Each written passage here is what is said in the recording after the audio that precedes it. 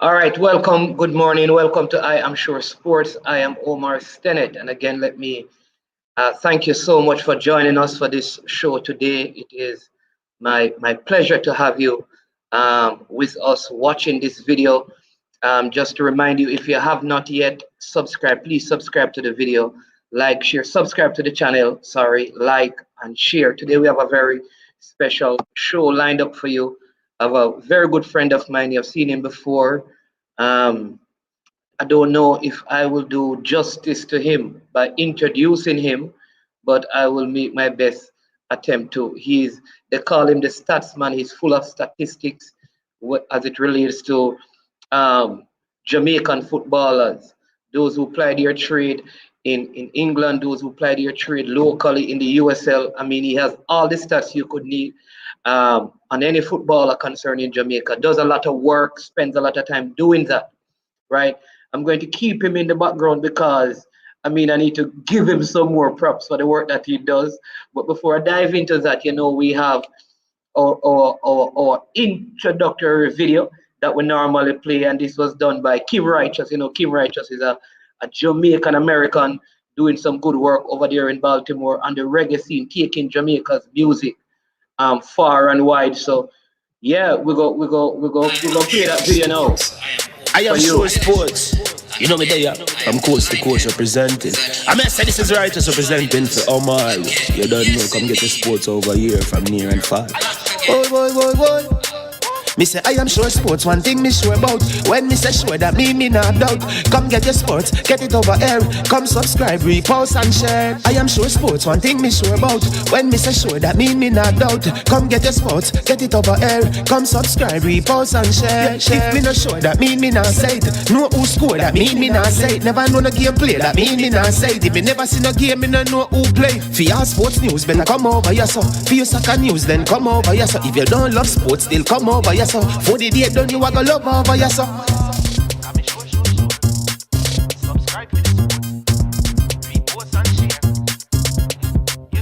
So when it comes on to behavior concerning football, Jamaica is decent. I am sure that if we can get all of these things done, set in place by the end of April, it gives us enough time before the World Cup campaign. Not afraid of no Brazil, no Argentina with these crapper players. We are good enough. Remember to like, subscribe, share. Listen, comment. Let me know what your thoughts. All right, so yeah, man. Enough respect to Kim Righteous, and I'm going to invite my very special guest right here. Some of you may know him, you may not. They call him Katarock. His name is Ohene, but I think the only negative you'll find with this guy is that he's not an Arsenal supporter. He's a lifelong Leeds uh, supporter. So no matter what he does, he always have to have on some sort of white. I suspect that even when he's making his dub plate and he's on a mission to we have to use our words carefully now with all the problems in Jamaica. But even Throw when down a song. To throw down a song. about to throw down a That's all. sound, Yeah, man. he's about to throw down a sound. Yeah, man, he wears white, but don't take him simple. He could be an assassin, boy assassin in white apparel. Yeah, man. So he's here today, but he's going to be speaking more about some football. Big up Kim Righteous, the person who did the song. He's on the stream. So good to have you. And one of these days, maybe you can connect with Katarock as over there. You're doing the thing. He's also into music. So one of these days, you never can tell because Katarock is all over the world and you all over the world, Mr. Righteous. So hopefully some connection can be made one day. Mr. Katarock, it is yours. Go ahead, man. What's going on? Talk to me. I am here in full white, but don't take the cataract light because you might not live to see through the night. All right. That's what happened to Serbia. Look like they took the Reggae Boyz light. Couldn't go home with the 3 points the other night. Yeah, Pick up the Reggae Boyz. Very Yeah, good man. performance. excellent result. We're here to critique before the match, but once match day come, we get the J Ray and his nephew, and then we get down to supporting our team. And then the days after, we bask in the result. But like I am sure said, man is man. We keep it real. We look at the stats. The numbers don't lie. We don't say that the numbers tell the whole story, but the numbers don't lie. And if your favorite baller is doing his thing, the numbers will tell us. But him can't hide from the numbers. So you invited me to speak about the man. match. So we're going to about the match, right? So because I know a normal fan just watches the game, and this is what I really appreciate about you. And I think there's a place for you in football in Jamaica, and maybe there's I know Jamaica's football, but outside of Jamaica's football, I think even clubs in Jamaica could do with your kind of services. And I don't say that lightly, because I think it is something that we have been missing in the football. And I guess when people listen to this video, they'll be able to get an idea as to what I'm talking about. You have been doing it on several platforms. I know that, and so many are familiar with you, but I don't think the work gets the kind of appreciation that it deserves, because it is not still being taken seriously enough by the footballing public.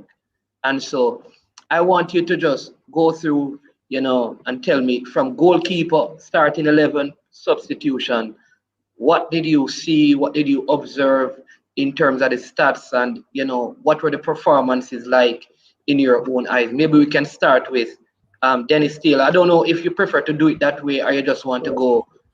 Yeah. Well, what we can do, I like to start from the outside coming in, rather than the pyramid getting smaller. I look at the overall team. But you said something that caught my attention earlier. You see, the world of analytics and the world of numbers, and the importance of analytics and numbers to sport has been long accepted by major professional sporting bodies and sporting clubs in various disciplines: basketball, baseball, American football, what they call soccer, what we call football, because we don't play it with the hands. Probably the football need to lobby that they change that name. It's American handball. Right? But in Jamaica, we tend to shy away, or we have not embraced the power of analytics. Because what analytics does is that it debunks the myth,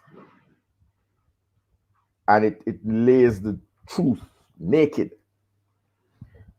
You see, we were accustomed in the past to pile him, salad, what we call gallery ball. We play to the gallery, and then the result ends up 0-0. And when you look at it, you had a nice time cheering, but the team did not achieve the result. I think in the past, had analytics been employed, players like Tuffy Anderson from Waterhouse would have been a fixture in the national team.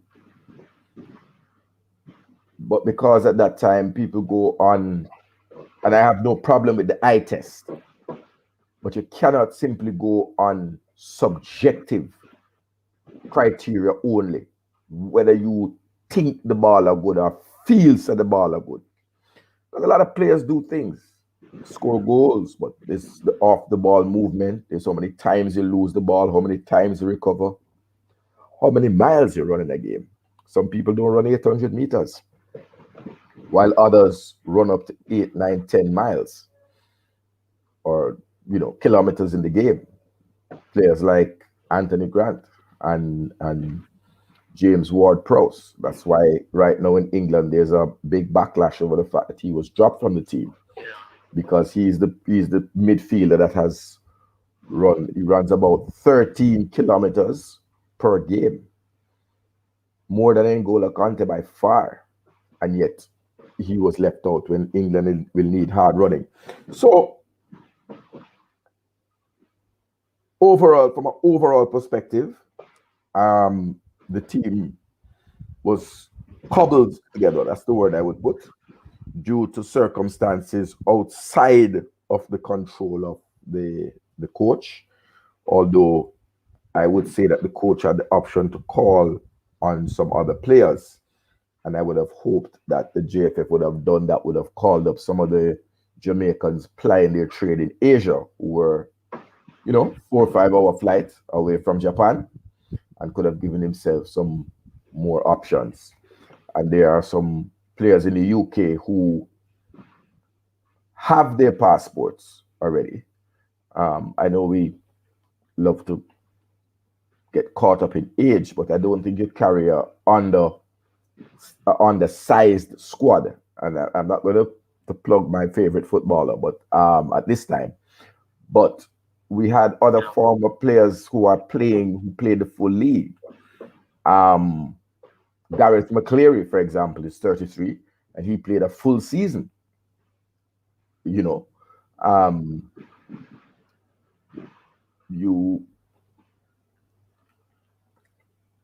could have called him up to bring up some backup in the midfield, so that we're not laid bare and naked, even though he would understand that may not be a part of the future of the thing. But you can call your veterans in need be, because they're still plying their trade, they still have the blue book and still legitimate to play for Jamaica. So I don't think we should have gone there with an understrength squad.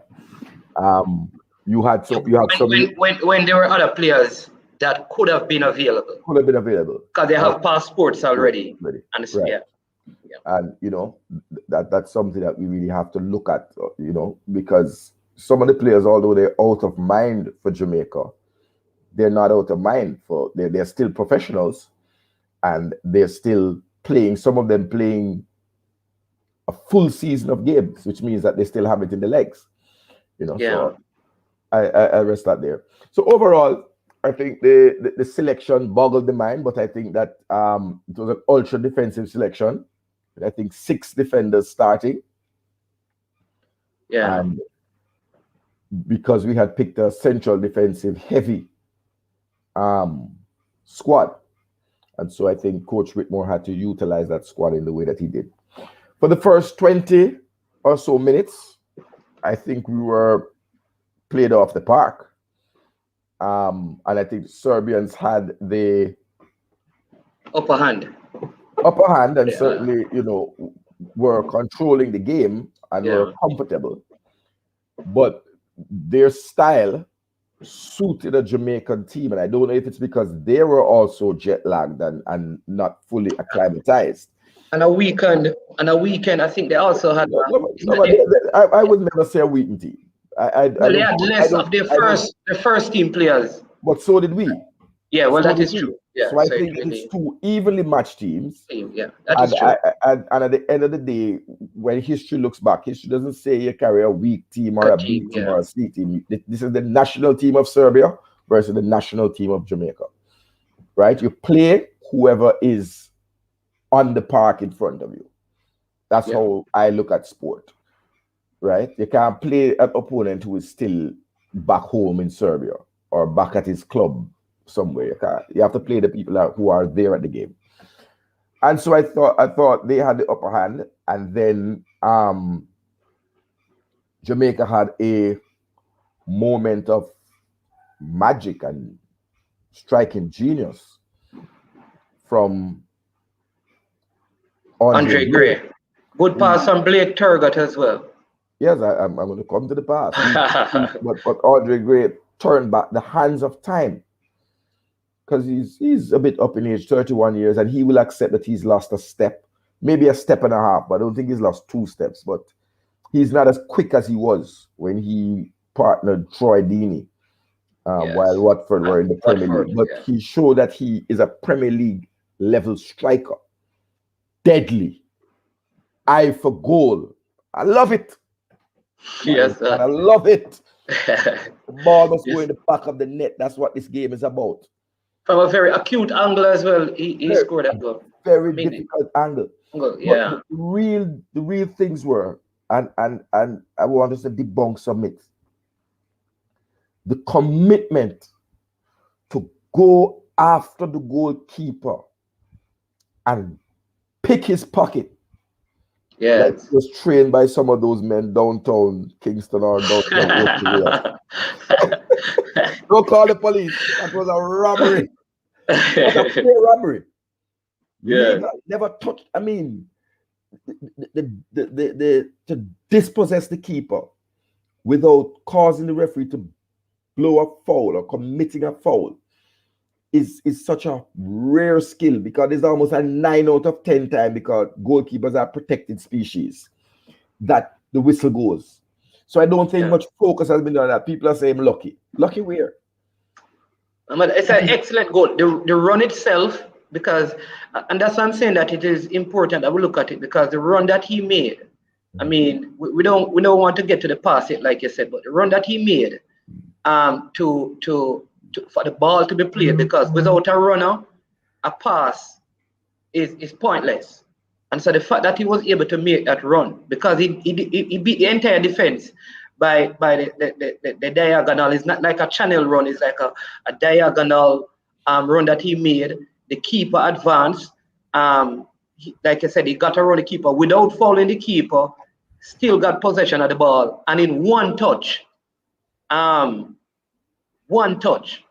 to like I said, score from that acute angle. I think it wasn't luck. I mean, and we forget that he was also involved in the goal that we scored against the US, that Jamal Lowe scored. He was instrumental in that. Who forget? I never forget. Oh. I never forget. 1 goal, 1 assist in his first 2 international games. Yeah. Beat the deaths. But I want to, because I like to focus on the positive, I want to focus there, because all the young ballers in Jamaica and the professionals who are going to be starting back the Premier League, and we're happy for that, both myself and Manning's man. You know, we can't wait to see local ball roll again, even though we can't get to the stadium. I don't understand how 50 people can go to a church and we can go to our church. 50 of us can go to the match. It's a big stadium. You understand? But Pastor, the Sunday, but Father, want to free up the stadium. I don't know. I'm not going to get into that one. That's a hardcore. I don't know if we need to bring a body come at the stadium and have a pastor at the stadium and say it's a memorial and watch the ball of them. You understand? I don't know Rasta, but I need to see some ball. I need to see some ball. True. I see Mark Chambers put up a comment that says that goal, you'll never see a local player score such goal. They would take another touch. That may be true. Let me give Gray the credit, but there may be local players as they develop who could do that. So I'm not going to, you understand me, I don't want to overshadow our local players. But it is true that it's something that our local players need to develop, you know. But one of the things I liked, and I know you don't get into all you have to say at Katarock, was that we took fewer touches on the ball. I realize that we are taking fewer touches, which is probably what Mark is alluding to. But that is so important because it speeds up the pace of the game. There was a time when in our midfield, the ball would be held up for so long. And I think Simoes was kind of transitioning out of that, where we utilize the ball more. You know, you have skills and you take on people. But in this game, I mean, the touches, I can't recall players having 7, 8, 9 touches before finding a pass, or 4 touches. It was mainly 1, 2, and 3 touches. And for the time that they possessed the ball, it was this constant movement, knocking, running in and out of spaces, which is great to see from a Jamaican team, because we have become unaccustomed to such kind of play. Well, I think the truth is that we must understand that it is the word, Britishization or Englishization of the national team. It's a consequence of bringing in professional players who have been trained and developed from a very young age in the various aspects of football. And so I think this is important that Andre Gray's strike should be on the telephone and in every WhatsApp group of every team, broken down and analyzed better than myself, because I'm not a technical person. I'm a layman and a stats man, but break the goal down. First touch and the importance of a good first touch. Gone are the days when you will see a Jamaican team, the ball come and the man touch the ball and the ball gone 5-10 meters away from him and him running it down. That deft, not deft, deft touch. Yeah. When he robbed the pocket of the goalkeeper, the composure. Yeah. I saw a striker on form. So he was basically his muscle memory. These you can tell these are things he has done over and over and over. Maybe from age 8, 9, 10, 11, 12. All of it came to the blessing and glory of Jamaica. Through God, of course. You know, God has a blessing sometimes. Yeah, like his body position. The way he opened up his body. There you go. People don't know about them something there when he thought opened up his body. Yeah. Giving him the short backlift, and he didn't snatch at the chance. He took a composed body over the ball, so he didn't lift it, and he curled it from the acutest of angles. And even if it didn't go in, he had enough pace on it because I actually thought it was a pass come shot to be true. But Jevon East arrived late after the party. But he was really putting it there so that his striking partner would have had an opportunity. Yeah. Right? If it were not directly on the target. So excellent. And then I think he missed Jamal Lowe in the game. So I'll start from the forward line. Yeah. But just to that goal, the build-up of Blair Turgott, who I think had distinguished himself. Yeah, he did. Debut. I think he went in with the lowest expectation because I think many persons leading up to this game, some of the comments I've seen, they never had him as one of the players to look out for. Or even one of the players, I think, if all the players were there, the expectation, and maybe that helped him because it wasn't a lot of pressure on him. Yeah, but I thought he did well. He did well, and he had a telling shot. I think it was just before, just after that stung the palms of the keeper. Yeah, but what I saw again is a player who was serious about playing for Jamaica. And I hope that that's both Andre Gray's performance and Blair Turgott and the player who I'm going to come to in defense, who I thought was the man of the match, that we really put aside this myth about England rejects and people that come to play for Jamaica. I mean, these men put their body on the line at the end of a long season. At the end of a long season. None of these players were less committed than because I try not to use this term. You notice I don't like using this. Not the Jamaican-born players. They were not less committed. They were not less committed. You could not tell that. And when we get to the defense, I think we're gonna be able to zero in on some of those. But Blair Turgott, coming at the end of a long season, they could have come on a holiday, collected their $3,000 match fee. I don't know what the match fee is, but I hope they are paid properly and paid on time, and we don't get back into that kind of baga. Yeah, I'm telling you. But that you could tell that they're doing it for the love, not the likes. I mean, he marauded. That's the word I use. Like Henry Morgan down the left flank. He was like a pirate. Yeah, man. And he looked like he's two-footed because the shot that he took, I think he cut in off the left and then he curled it with right and then he kicked it with the right foot, trying to go far post, and the keeper made a very good save. But outside of that, but I would say something. I want to say something else. I've heard you speak on other forum and other platforms, where we are at our nightly bingo on a Friday night and Saturday night and Sunday night. Because what the church people know that you're at the bar. The importance of an academy. This is a player developed by the West Ham Academy, which you would have heard me say, or person would have heard me say. Let me say it on this forum. The West Ham Academy, along with Chelsea and Arsenal,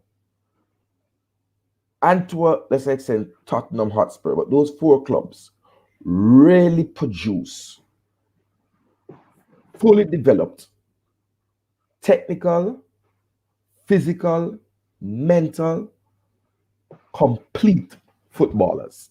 They are excellent academies. Very so excellent that's academies. Arsenal, Tottenham, Chelsea, and West Ham. Chelsea and West Ham.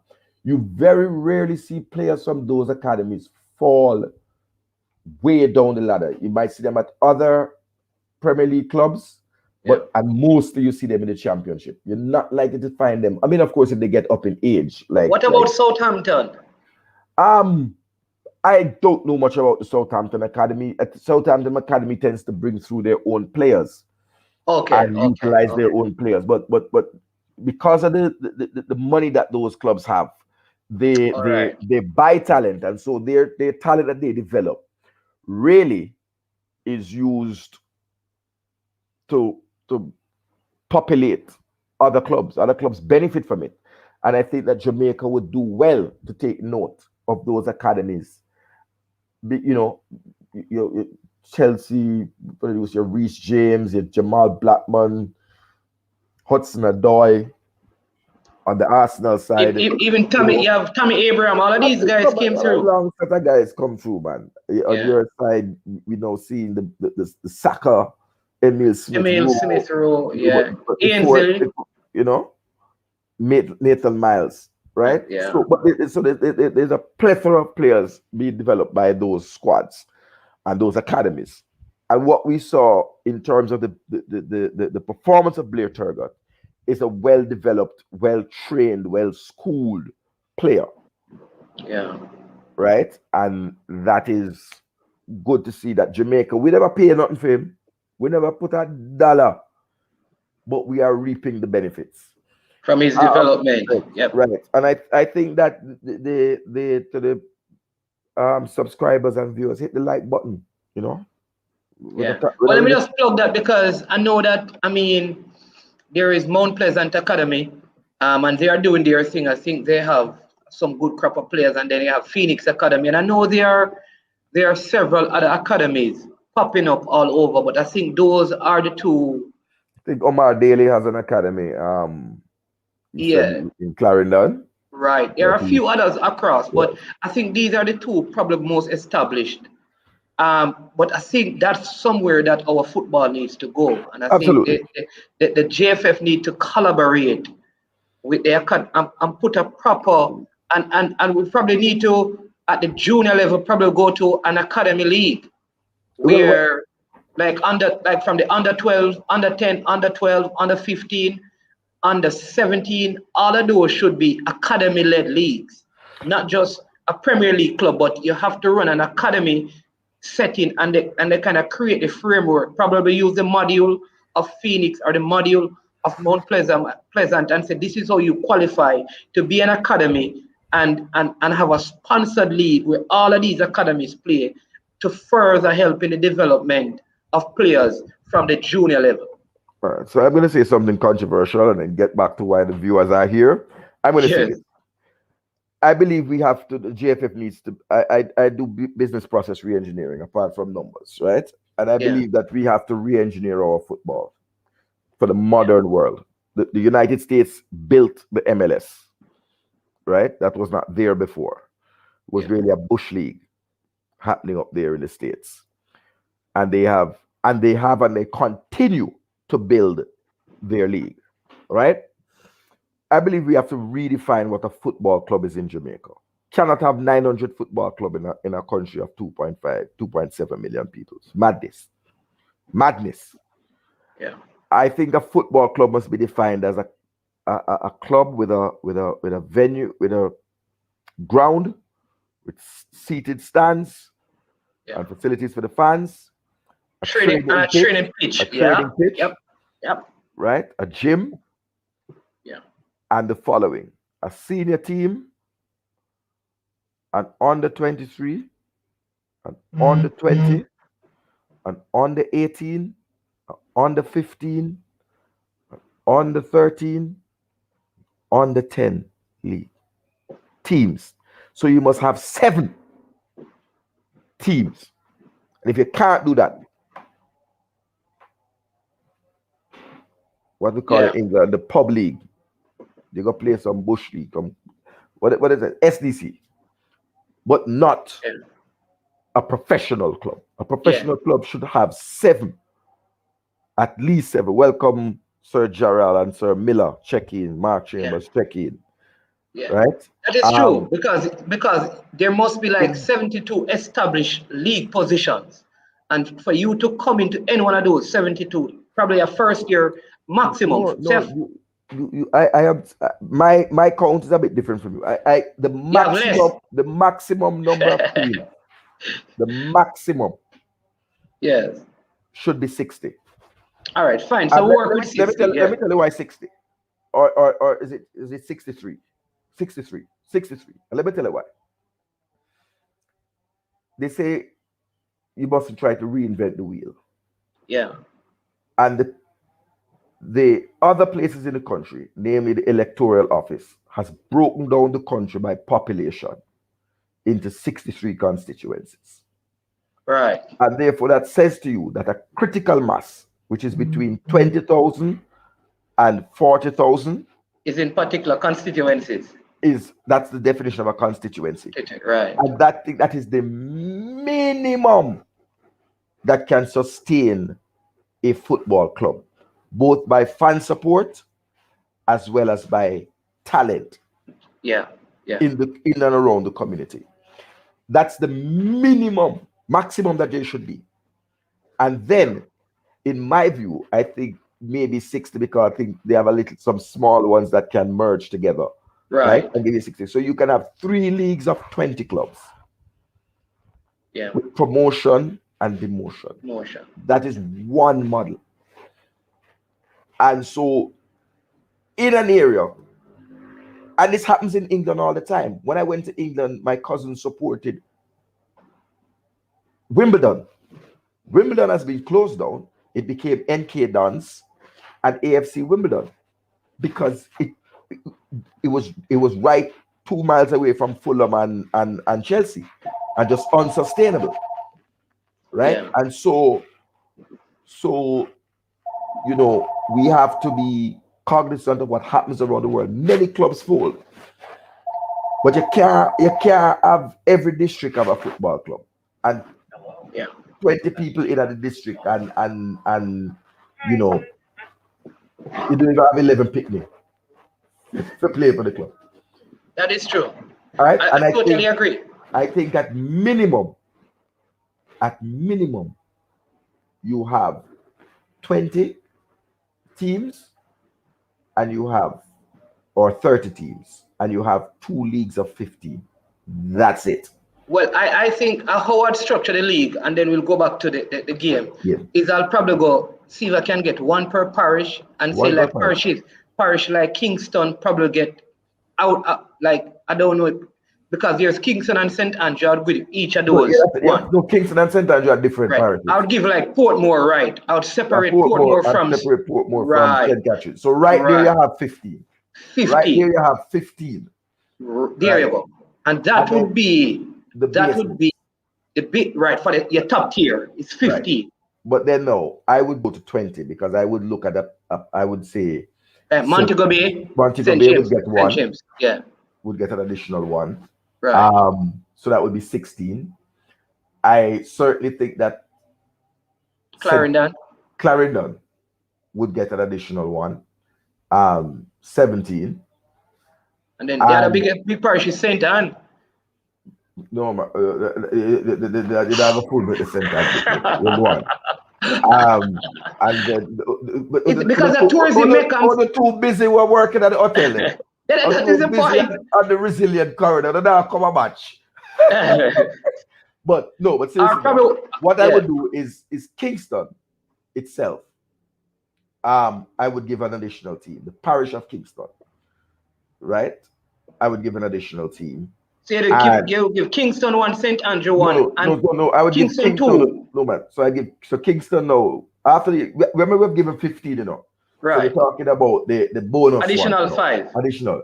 So one more Montego additional Bay, in St. James, and one Clarendon.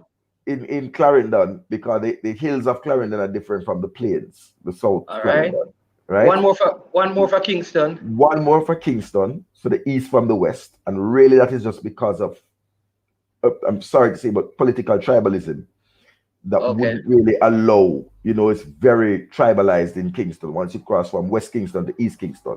So I would have, whether it's Tivoli continues to be the West Kingston club and Harborview the East Kingston club. And then in the middle, pick on the side. St. Andrew, no, I would give the additional 2 teams to St. Andrew. So I would give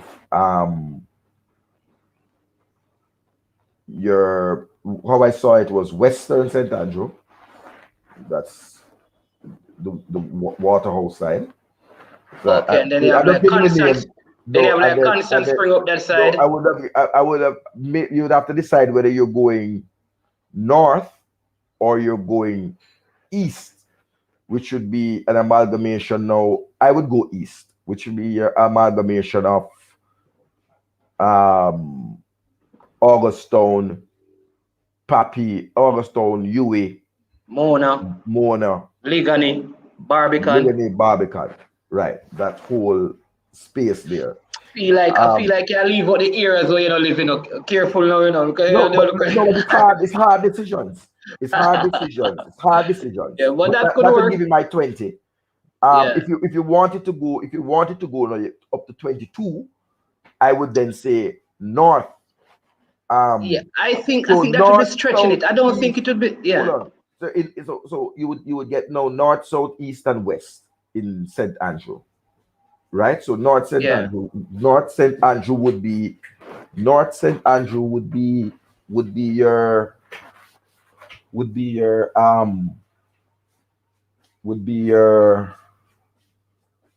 Constant Spring and those environs there. Or Barbican, whichever one of the two. But how I see it, one would become a training facility and the other would become the club ground. So you wouldn't fold everything, right? Okay. So you would not have, and it wouldn't be called. I wouldn't call it. They could choose the fans. How I would do it. All the fans who reside in that area, vote. Those areas would come and say, okay, this is the name. Do we retain the name Constant Spring, or are we North St. Andrew United? Northern St. Andrew United or Northern St. Andrew FC. Yeah. Right? Yeah. So now you go up to 22 with 2 more additional. I don't think I'd go to 22, but I can see how that would work. I think the 22 for me is for your first year, like 20 per tier would be good enough for me. But I could see how that works. It would be 10. So I could go up to 22 because, and then you could give St. Catherine, the hills of St. Catherine. Now you're talking rural St. Catherine, Linstead, Bogwalk, that whole area there that don't really come down to Spanish Town. Yeah. Right. You could give, they would get something because Spanish Town Old Harbor would hold a whole base, and there are a lot of people that live there. So I think that they get 22 teams, and you play first year for the first 2 years. For me, you play big up Travis Pessoa checking in. For the first 2 years, you play a non-relegation. So you give the clubs a 2-year grace period to establish themselves. And then at the end of the second year, promotion and relegation. 11 clubs get relegated. The bottom 11 get relegated. And they become the championship. And the 11 remaining become the Premier League. So or the 12. If you go to 24, if you go to 22, whichever one. The 11 or 12, whichever one. Right. Yeah. And then from that time now, you have the champion relegation and promotion, and you do the thing nice. You have the champion promoted, and then you have like England, you have the playoff, the Yeah. 14 playoff, and you reach our Wembley, which is the office. You keep the thing nice and spicy. But the real Yeah. thing that would happen is that the real ones that would get beaten are the schoolboy football, because I believe that the youth football needs to be taken out of the school. Because in England, if you're playing school football, it means you're not good enough to go to a club. Once Yeah. you are good enough, that means you are in a club, in a professional But environment, getting the best trainers and I coaches. think, and this is where now I think it would have to be more. Youth football would have to be a little bit more lucrative, not necessarily in the present moment, but for a parent to decide, let me send my child to an academy setting more so than a regular high school. No, It would have to provide some, like, they would have to see a vision of how they will be able to earn meaningful salaries. And I think this is where okay, the finances, but but start to chip in. Yeah. but they don't earn a salary at school. Yeah, They but don't what earn they're it saying is until that that is substituted with the fact that they are being educated. no man, they would continue to be educated. But when your education finish in Portmore, for example, let's say Portmore United, because there's already a Yeah. Portmore United. So Portmore and Dunbehold then would have to come together, and one would be the training facility and one would be the club facility, right? Now, the entire Portmore, right? Ascot High, Greater Bridgeport. Portmore, Bridgeport, Waterford High. A bus would leave from there with the ballers to come to the club to train in the afternoons Yeah. after school. So you'd have a whole proper system. And I'm Yeah. talking not only the guys, but our reggae girls, Girls as well. Yeah. right? In fact, they play So, tomorrow. They play Nigeria tomorrow as well. So but let's boss, just plug that. yeah, man. If you plug it, plug in, it needs to turn on loud, loud, loud, Yeah. loud, loud. I'm gonna go watch the Yeah, man. man. Yeah. No, no So joke. we look at So, we sorry, looked go at, ahead.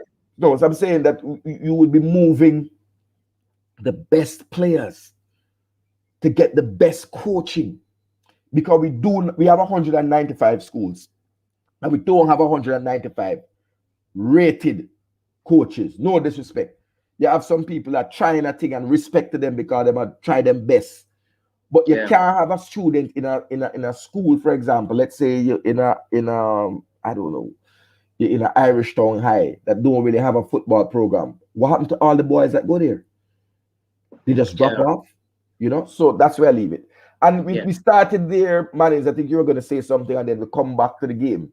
Right. So let's come. Yeah, man. But we come back to the game because so we looked at Andre Gire. So a goal scorer. If I were to give, I don't want to give numbers to people out of 10, but just to say that very credible performance. Same thing with Brilliant Turgot.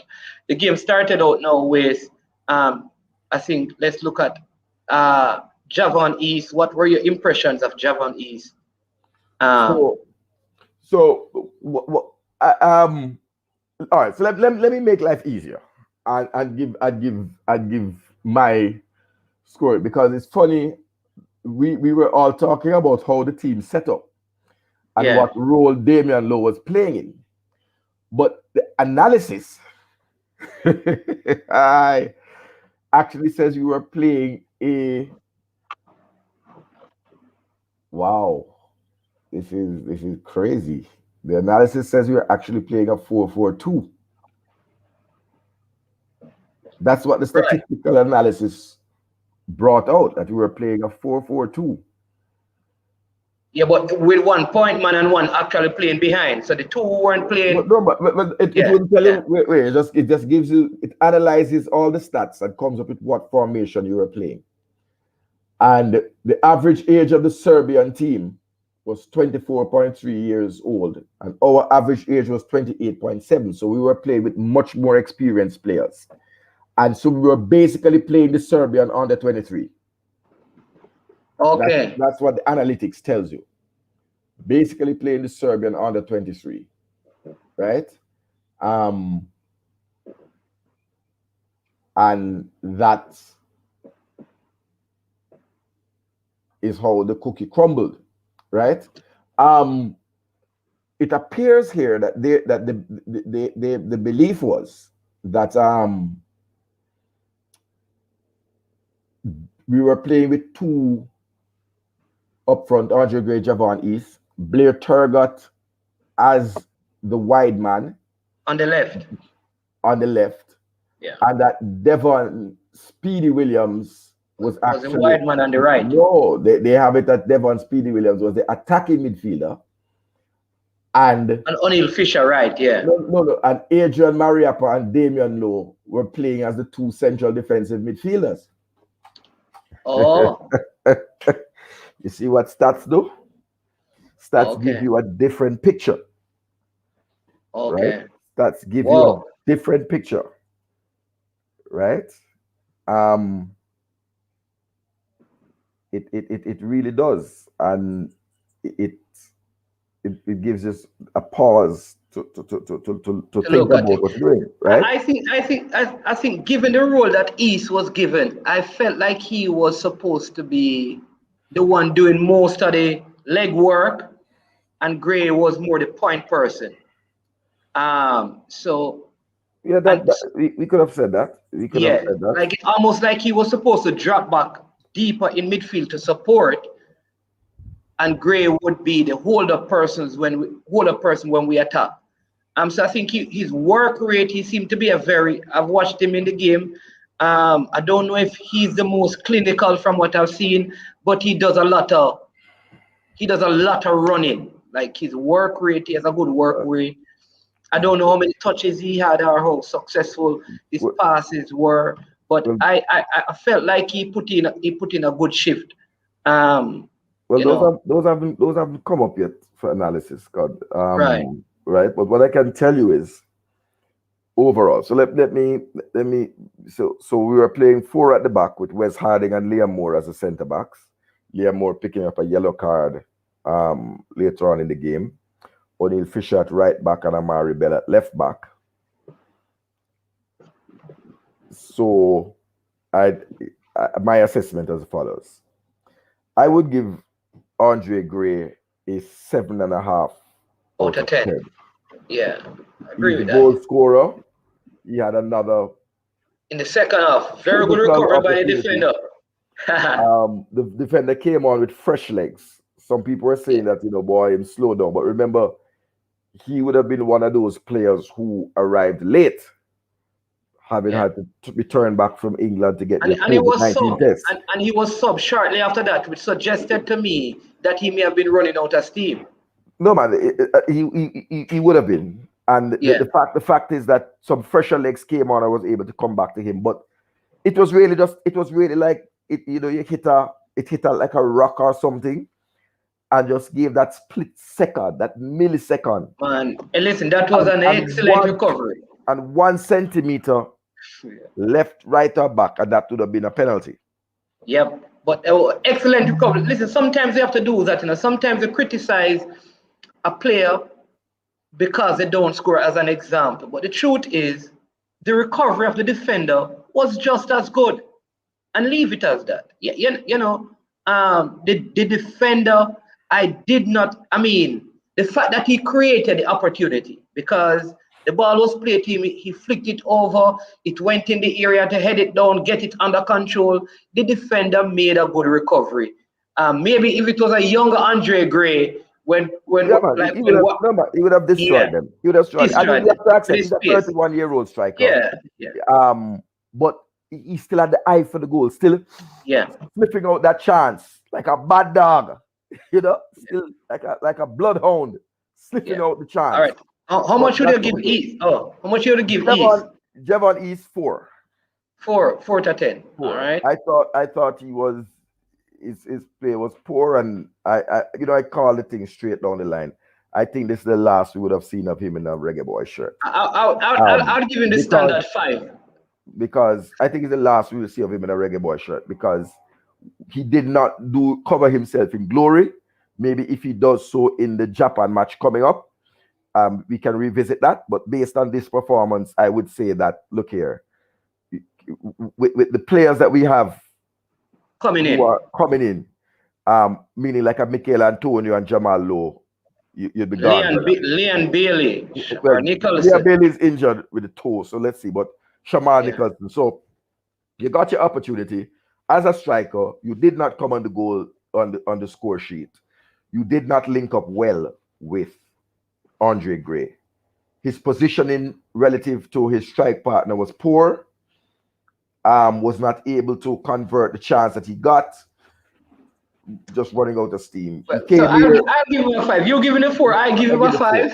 I'll give him a 5 just because. Sorry, you're a pastor, man. You're a pastor. You're a good man, man. You give him blessings. Yes. Devon Speedy Williams, I would give a 5. I didn't see him stamp his influence on the game. Right? Yeah, so the person is, hold on, let the person, because what I want to say, the person in the comment, you can tell us what the person in the comment section. He said running is his strength, but the trials for the Olympics. No man, what I'm going to say to them, tell us what you. No, so Mr. East can come and run at the stadium. This is on a track meet will come, brother.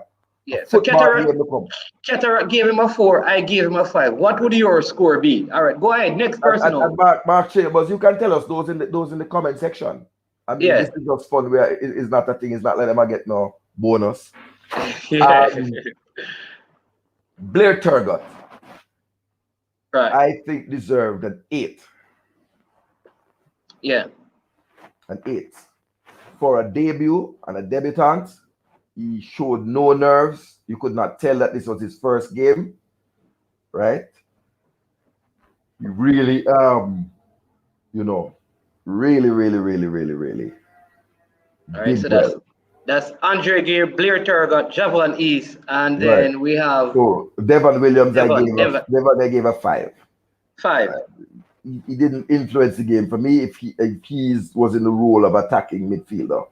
I didn't feel him because I felt that there was a space between. Yeah, I think it's standard 5. Yeah, I agree with you. There was a space between the strike force and the defense that's supposed to have been filled with an attacking midfielder. I think he was depending that Javon East was playing as a false striker. That wasn't the case because he was playing really alongside Andre.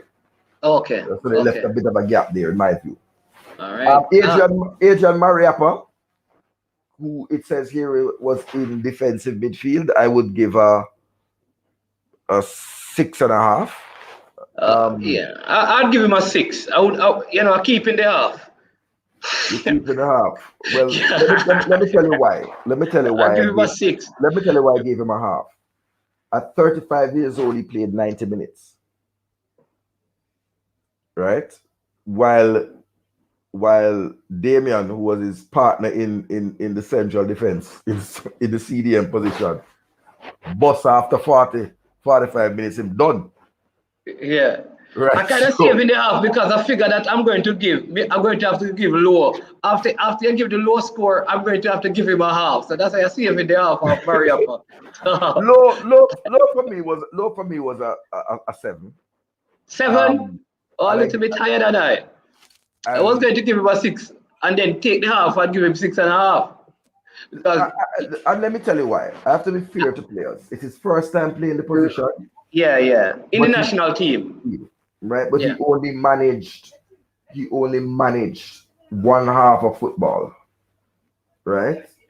He really only managed one half of football and for me, that's a little bit criminal. I felt, and here's why I said that I would give him 6. You said 7? I gave him 7. Let me tell you why. I saw him make some nice defense splitting passes. Yeah, he did. A couple of nice defense splitting passes.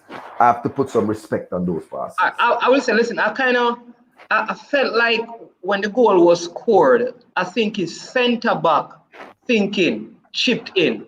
Instead of trying to close down the player, I think he left enough room. Good goal. He's not fully responsible, but I think he is fully responsible because firstly, he should have been tracking back with that runner because that person was not the center forward. There you go. Right? So I'm gonna have to take off the half. There you go. So I think so I'm taking off the half for the goal, the half that I gave him for the 2 nice. There you go. So no, we agreed. But we are no agreed. And as I said, no disrespect to the young man, no injustice Yeah, First time because he stepped first up, time. and it was a very credible performance. I would even say 6.75. But we have a round down to Yeah, the man. nearest decimal. So So that now we leaves are at us with the back line. the back line now, right? Which is Okay. So so let's start let me with start at the positive. Amari Bell, I would say is 7.5. I think he looked better in this game than the other games that I've seen him play. The other game I saw him play for Jamaica. He has grown in stature. Yeah. He has grown in stature.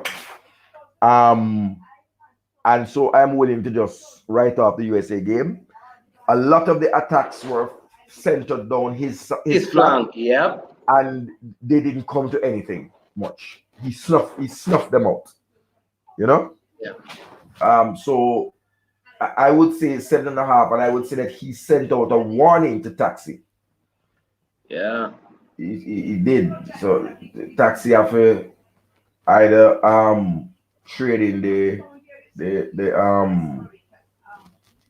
Pro Box and get a Boxy or a Honda Stream.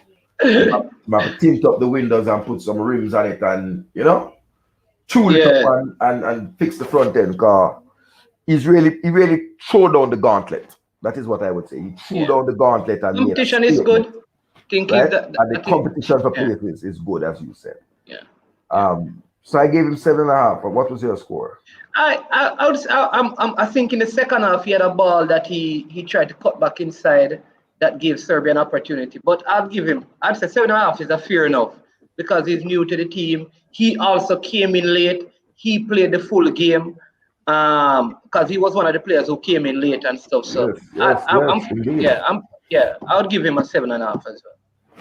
And Travis Peso says Damian Lowe can't make the CB position, so Chopper try him out at CDM. I wouldn't say can't make it. I wouldn't say that. But I think that based on what has transpired, he needed a CDM, and Lowe was the best person to use there. But Pastor, isn't that an indictment? Well, we soon get. I know that we don't have a lot of time. I soon get to that. So that's why I want to go through the ratings, and then we get back to that very important CDM discussion when we're closing out. Because it's like Jesus calling up his disciples and then just calling a man off the street and give him. We're gonna get to that. But let us just run through the ratings and then we get to Liam Moore. 8.5. Wow. I'll give him 8 because my man of the match get 8.5. So I can't give Liam Moore 8.5. Well, I give him an 8. And I put on the half of them 3 biting tackle. Hey, when the general bite them in the middle, the 3 time, clap, want him get a card for what? No man, not come down the middle again, brother. Listen, Liam Moore. Everything for the flank. Then I want that. Liam Moore reminds me. Go ahead. He reminds me of when we had Naira Nosworthy in that World Cup campaign. Pepe no man. Here's why I bring up that. Yeah, man, I'm not going back so far. When Naira Nosworthy got injured in that campaign, Jamaica went down. And I always tell people, if Naira Nosworthy was fit throughout that campaign, I think we stood up a good chance of qualifying for that World Cup. I see Liam Moore like that. Like he's going to be so pivotal to our central defense that if he goes down, it could be a defining moment. And that's what I wanted to see. And I think he will hold on to his place, even if the likes of Mason Holgate comes. Yeah. And even big up Marlon Nelson. You check in late. You come late to school. You come late to church, man. Pastor don't give the communion already. Marlon, no man, you have to reach where we are singing the first hymn. Look here. Because he is what you call the aggressive kind of enforcer defender, while both Mason Holgate and Ben Godfrey are more the ball Compose, ball playing, playing, yeah. like silky. So I don't think they will push him out of the thing. Yeah. So I'm talking about that will be injury. I'm interesting. just talking about if he should get injured. If he Yeah. should get injured, I think we have some cover So now. okay. We're not as exposed as we were. 'Cause at that Okay. point, we only had Jermaine Taylor Yeah, and when Nosworthy got injured, yeah, that is true. so that is what happened. Um, they so I gave him an 8.5, and my man of Okay. the match is Wes Harding with a 9. No, well, that's so I give Liam Moore Absolutely. 8 and give Wes Hardy 8.5 as the man of the match. Well, Pastor, don't get the man them come with that. I don't Can't get understand. him, I man. don't I can't give understand. him 9. I can't give him Understand. 9. I've not Okay. seen a better. It was a most assured He central really look good. defensive Yeah. showing.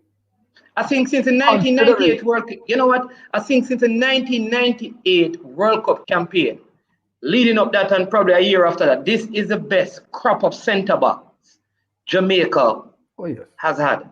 by far, by far. Yeah, And what I want to say is, I am taking into account the debacle in that took Austria, place.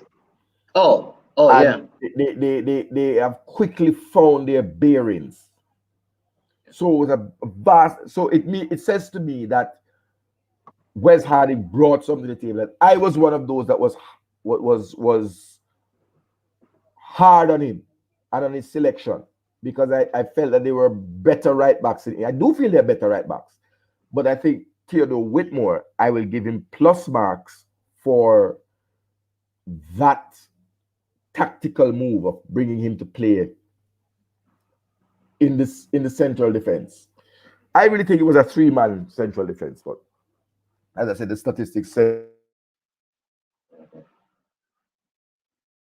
Look like Katarock is frozen. Yeah, so he will probably soon chip back in. But good performance. I think, like I said, Wes Harding is the man of the match for the game. A very, very stellar performance.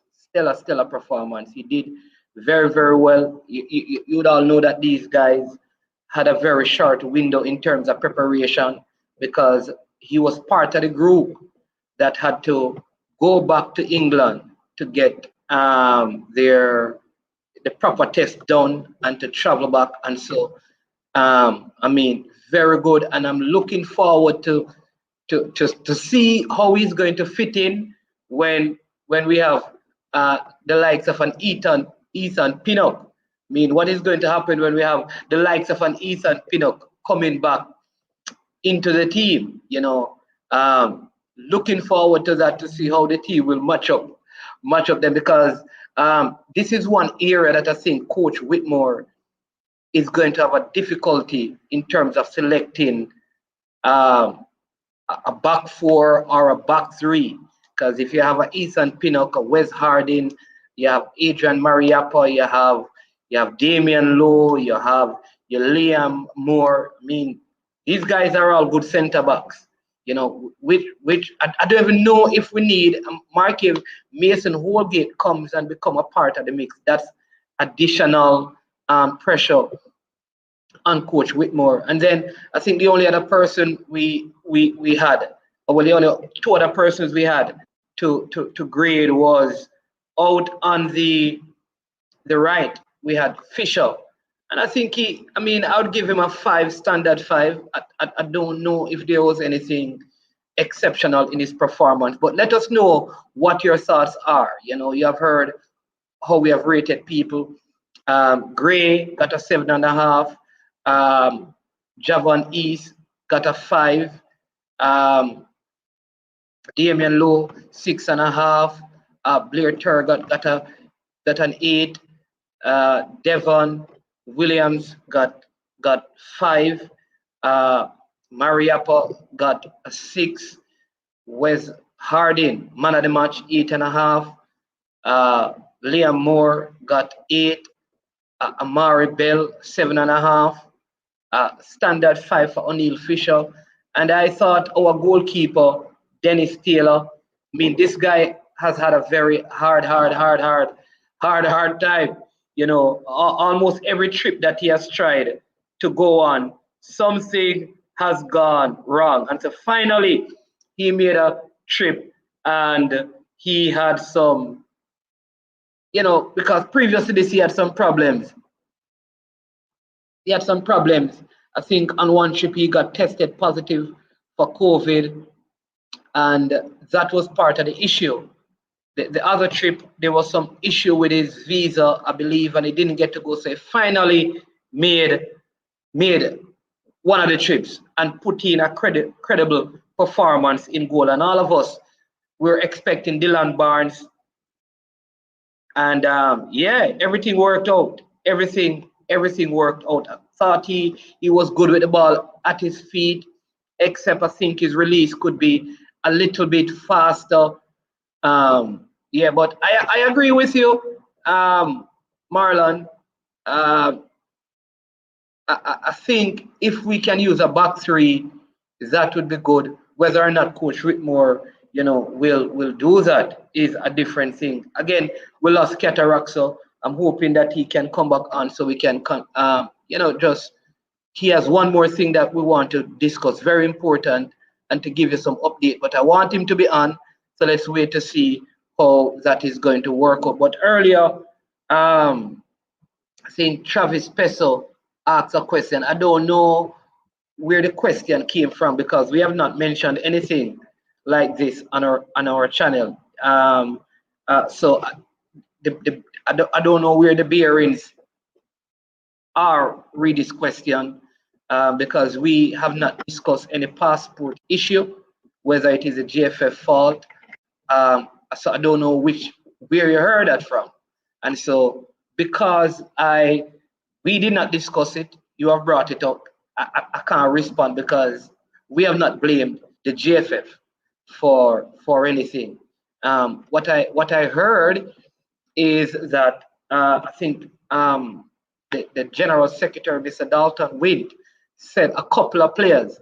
And as far as I know, a couple is two. All right. I know in Jamaica, when we say a couple, it don't necessarily mean a couple. But he said a couple of players. A couple of players, which means two players are having some issues. And what I do know as well is that the registration for the Gold Cup, all registration must be submitted by the 14th of June, though the Gold Cup will be in July. But the submission of documents or the registration for your final 23 will be on the 14th of June.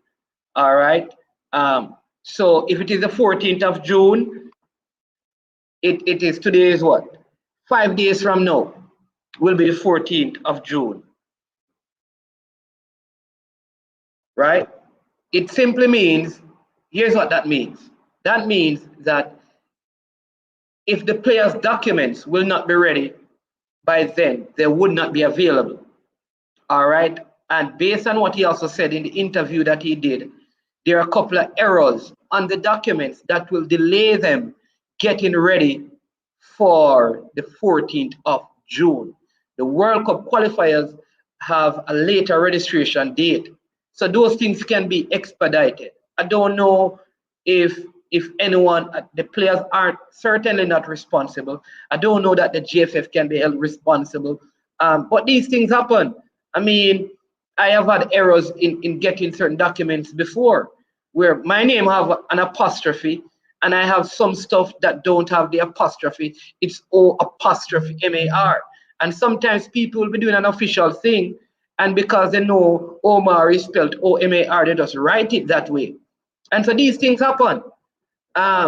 These things happen, man, and we can't be so hard on people. But it's when I hear, because you see, it's when I hear something, you have to take it where you hear it, because if I don't say it, I can't defend it. But I agree with you, Mark Chambers, that Whitmore utilize that formation. I always believe in any sort of sport, if you have play your best players. If our three best players are three center backs, we have to find the system that utilizes them. So I totally agree with that. Find a system that utilizes them and build around them. It's just like if Leon Bailey is going to be the cornerstone of the team, we have to find or put players around him to be able to facilitate that. And that is solely down to the coaching staff. Yeah, I think it sounds like more than two this time. This should have been a priority for them to get their passport. Yeah. Well, let me say, Marlon, like, so what I know in this present squad in Japan, I know only two of the players there have issues with their passport, and one, I mean, from the information that I have, one of the players is how the name is spelled. Like one letter is there's a one letter. You know, let's say, for example, you know how in America, color is spelled different from how it is spelled in England. And so there's a letter that needs to be changed because it would cause on one of the papers that were submitted, and that there needs to be some other declaration for that to happen. And so it could happen, it may delay. And next player, the issue with that player is, say, for example, your name is Marlon Nelson Jackson, but on one document, they have Nelson Marlon Jackson, right? And so it is, so those kind of things, you sometimes don't find out when you go and check until you check your grandfather and you check your great-great-grandmother. So when you're going back so far, these things are bound to happen. You understand me? You know that gray, in Jamaica, some people spell their gray Gray, no? And some other people spell Grey. And if you go some places, some people are going to spell it and put it on things, and that could cause a situation. So I think let's just hope and pray that all of these things can be figured out and work out in time. Yeah, don't worry, Katarock is coming back on soon, you know, having some rains where he's at. Yeah, so please understand that. And I'm not saying that more could not have been done, but I never like speaking unless I have all the information in front of me, right? You understand me? Yeah, so that is what I know. There are two players there, but some of the other players that are coming in to the team, you know, because there are always other players coming in. And that is why, here's where now, Mark and Marlon, here's my thing with this, all of this.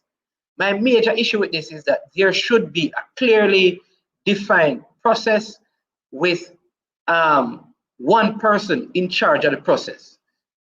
And I think until we have that, we're going to keep having these mishaps. What do I mean by that? If a player from anywhere in the world wants to play for Jamaica, there should be one point person who is able to help them get all the necessary documentation. All right, let me just add back Katarock, right? All the necessary. When the thunder roll, man, internet chip out.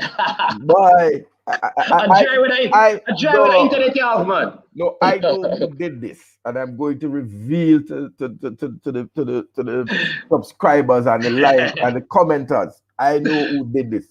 O'Neil Fisher, why you plug out my internet? My score for O'Neil Bigger Fisher is 3. Really? And that is why I plug out the internet. I gave him 5. I gave him 5. O'Neil Fisher, why you do that? Why you do that? O'Neil Fisher 3. Goalkeeper. I would say 6. Yeah, that's my score 5, right. 6. Yeah. And I think he made important save, but he needs to leg of the leather and stop dilly-dallying on the ball. Yeah. I thought I was the only one who saw that he takes too long on the ball. Right. You saw that? Yeah, yes, I'm glad that you did it. If he was an outfield player at one point before he joined Humble Line, I don't know. But well, his brother is Evan Taylor, you know, who is a D mid. Okay, so look like he was his brother's spirit came in his body and he want to play in the game. No, you have in the first half, I would say he was a solid 8 in the first half. His distribution was good. He made a couple of saves, but in the second half he fell away. And I agree with Tapper that the discipline fell from the side when the local base players came in. And we saw a difference between night and day between the locally bred players and those who are playing. Right. The game dropped. The discipline, it just became like a free for all. Right. And I don't think those players should be socially distanced from the team for a long while. Mark, go ahead. Yeah, they should just be left to Wikipedia. Yeah. Gordon. All right, but in terms of the substitution, I don't think I can't judge Tilt because he never had enough time. I didn't know where Tilt was playing. It looked to me like Tilt was a forward. Midfield. Well, it looked like he came because I saw him in the opposition. Box. I want to go around a back. But I think those who came, Gordon was a disappointment. Totally out of the game. Gordon. And I look at Lambert.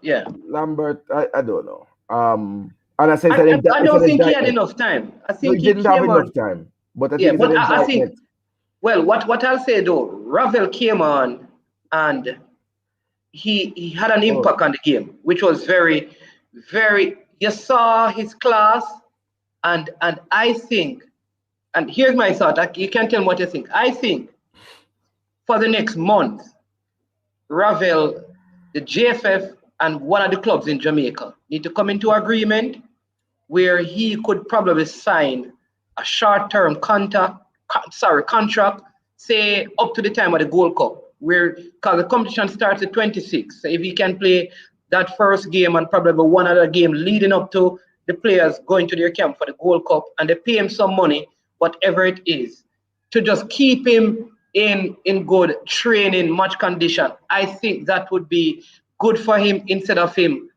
not playing any football between now and the Gold Cup. What are your thoughts on that? Okay, so I'm going to end because I'm going to have to leave your broadcast because I told you I had a prior commitment. Yeah, man. So we're not able to judge Ravel Marlon. Not Ravel Lambert, as I said. He came on and everybody said Ravel came on and calmed the game down. I have a sort of different view, but I think he did what was necessary. I would give him a 7.5. That's fair enough. Yeah, the one. I wouldn't give him so much still. I would give him 7. Right. I'd take off the half. I might have taken off the half for that miserable free kick. I'm telling you. I don't know why he took the free kick. Ravel is not known as a shooter. He's not known as a dead ball specialist. That's the sort of. I deducted the half because of the free kick. Right. Leon Moore takes free kicks, and he should have allowed Leon Moore to take that free kick. Yeah. See the person who takes free kicks. A person who takes free kicks. Right. I know you have to run Katarock, and I want you but to. I think the run he made was a mazy run. He ghosted past the midfielder, so he showed a flash of brilliance. I hope he brings that to the next game. I hope he gets fit. I agree with you. He needs to be playing with a club or training with a club. Yeah. And I think coming and training locally would be a good thing. I think they probably should call because all the games will be played. It's not like you have to worry about playing on a poor surface because all the games will be played on good surface, no spectator. You understand? And you can see. Yeah, I just think maybe I don't know. Maybe if a Mount Pleasant can afford it, or I don't know. Let's not speculate, but let us say that he needs to get involved with one of the local teams. Yeah, one of the local teams, and one that has good training, good gym, good nutrition. And one that's going to be seriously disciplined, and not allow him to have his own way, right? Whip him into shape. On a crash program. I agree with you 100%. Very good idea, and I support that. I know you have to leave, and we want to, but I want to talk. Let's go back to the central defensive midfield, which I know that you're very passionate about, and you had a solution. And I think given what we saw, that was Well, what we saw is that Yeah. Damian Lowe cannot manage the central defensive position for 90 minutes. CDM is not a role that you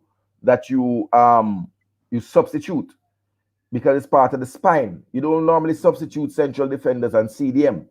You want to have some stability there. So I can't have a CDM that can only give me 45 minutes. And your viewers might not know I'm a big fan and a supporter of Anthony Grant of Swindon Town. Although he turned 34 on Friday, happy birthday. But he was willing to travel on his birthday to come with the team, but due to circumstances, his call was not heeded. I thought if he was on the field, Jamaica could have won that game 2-3-0 because I thought he would have bossed that middle, and his ability to shoot from distance would have forced the Serbians to get a different look because we didn't have one shot in anger from any of the midfielders. That's not good. I know Kevin Stewart's papers are just been submitted, but won't be ready. I don't think it'll be ready in time for the Gold Cup. And I really think that what would happen there is, I think Anthony Grant's a better central defensive midfielder than Kevin. I think the two of them can work in tandem if we want two central defensive midfielders because they are different styles. Kevin is more of a gentleman's central defensive midfielder, sort of like a Patrick Vieira, while Anthony Grant is more let me just put it this way. N'Golo Kante is the French Anthony Grant, not the other way around. I know some people say. But I think some people are getting a bit carried away. Some people calling him Damian Kante Lewis. That's please stop. Don't do that. Don't do that. Not right, here's where you and I can agree on this Anthony Grant situation, because I always believe, and I learned this. I learned it actually from a movie, that it's better to need it and don't have it. Though they were speaking about arms of fire. The devil pipe. Pipe. The body says it's better to need it, it's better to have it and don't need it than need it and don't have it. All right, I'm going to give you COVID is real. Right, Spain had a game against Lithuania, friendly, and at the last minute, Sergio Busquets tested positive in a biosecure environment. In a biosecure environment, and here's the other thing: a couple other players came into close contact, so they had to be isolated, right? And they will definitely miss the first couple of games of the Euros. So. Right. It's not a time to be discarding players. And the Grant family is a large family in England, and it's a footballing dynasty. Yeah. From Lee Grant and his son Anthony and his son Joel Grant to play for Grant. Yeah. Josh Grant that plays for Bristol Rovers. The Grant name, just like the Blake name, is a footballing dynasty in England. No man, you close and far relatives, you're into the football and you come up in that stream. So my suggestion, is that even if you don't have him, say in your 23, for whatever reason, I would say, listen, come for the Gold Cup, I would have him in the 23. But even if you don't, say, listen, we want you to be in Orlando and are close enough to where we are. So if a player gets injured, there's a COVID situation. Protocol, yeah. You can, exactly. I think because we cannot go into the Gold Cup, and I respect what Lou is doing, he's a captain. We cannot go into the Gold Cup depending on Damian Lowe to carry the weight in the central defensive midfield area. We cannot, unless we're not going there to win it. But I know we have to go, so yeah, but I want to give you the last word. Yeah. I want to see the Japan game.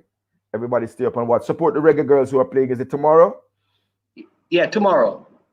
They're playing Nigeria. What time is the match? And while Manning's man look it up, CVM do better than that, man. You can't make man miss the first 25 minutes of ball game. And a basketball, 90 minutes football play here. So make sure you get the thing right. If you have bridge little cable, bridge it right.